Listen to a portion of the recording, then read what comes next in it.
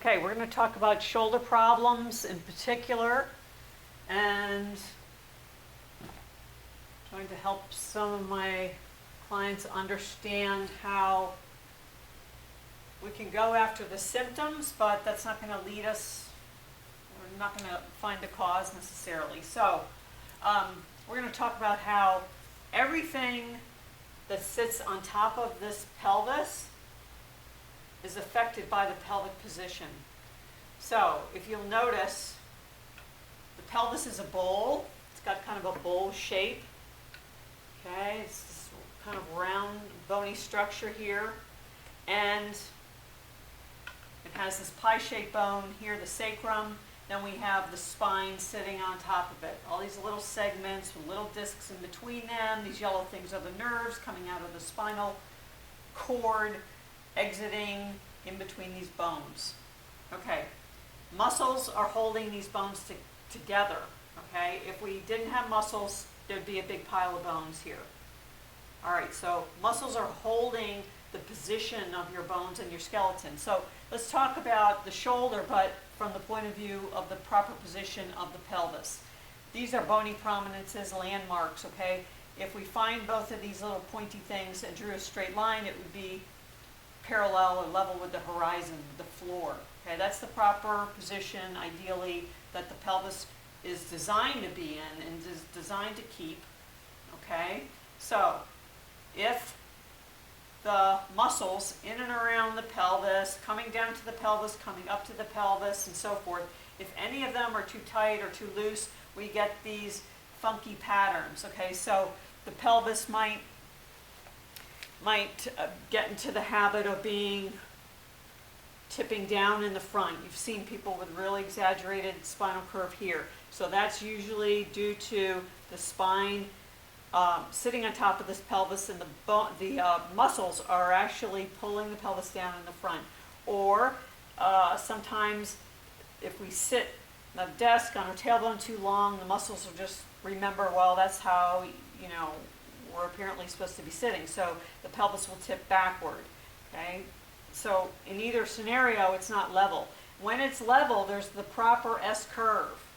You can look in anatomy books and see that there's a lumbar curve, a thoracic curve, a cervical curve, and then the head. Okay, it's all in alignment. So you can see here that this spine is sitting on top of the pelvic bowl. Okay, if the pelvic bowl is level, everything will be sitting on here the way it was designed. If it's not level, tip down, tip forward, twisted somehow because of muscles, muscle tension, muscle imbalances. Everything that sits on top of this pelvis, pelvic foundation, all of these bones, all of these ribs, all of these joints, the head, etc., even down to the wrists, will be affected. And then, of course, everything that comes up and inserts into the sockets here is going to be affected too, if the pelvis does not maintain a neutral and level position. Okay?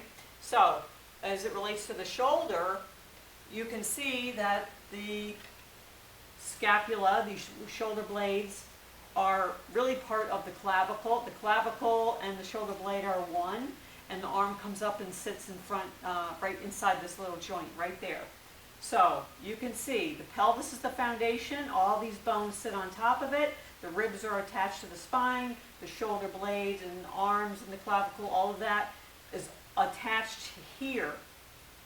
Okay, so if you change this, this will change, this will change, that will change, these will change, these will change. So if you've got wrist pain, elbow pain, shoulder pain, neck pain, head pain, migraines, back pain, rib pain, etc., you need to be looking downstream, okay, to see what the proper position of this is and if there's the proper curvature, etc.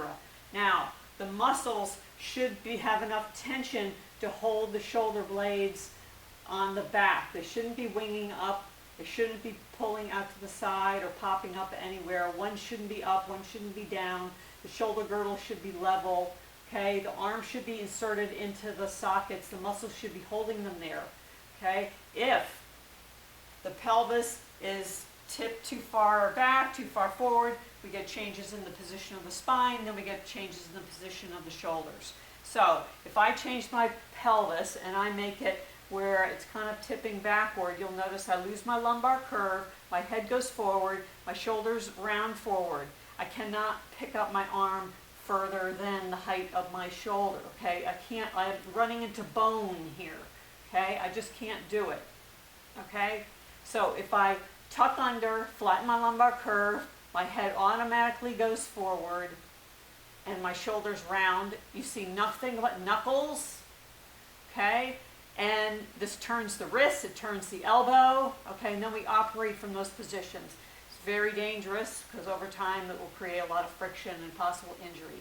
Okay, so here I am trying to use my shoulder. It's not working. My arm's not working. It's kind of stuck, okay? So if I get this in the proper position again, I regain my lumbar curve, my head comes back over my spine, my shoulders go back, I don't round my shoulders anymore, my hands are by my sides, I only have the thumb and index finger showing, and now I have full range of motion. I'm not running into any bony prominences, any bones here, okay? The shoulder blades come back on the back.